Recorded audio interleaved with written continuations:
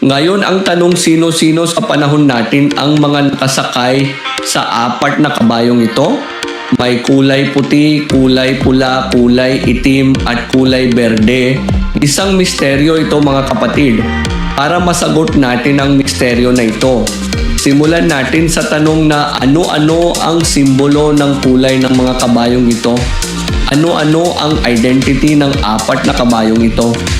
Isa sa nakakamangha sa salita ng Diyos sa propesya ay hindi lang isang beses pinakita ang four horsemen, may nabanggit din ang Book of Zechariah tungkol sa apat na kabayo na may pareho din ng kulay sa Book of Revelation. Tapos pareho din sila ng chapter ng Revelation chapter 6 at may 8 verses. Ang maganda sa mga pangitain ni Propeta Zechariah, pinakita ng Diyos kanya ang identity ng apat na kabayo at kung saan parte ng mundo magsisimula. Ang art na kabayong ito, missing part po ito ng Book of Revelation. Ito ay nasusulat mula chapter 6 ng Zechariah. Sa Zechariah chapter 6 na ito, dalawa ang ating matututunan.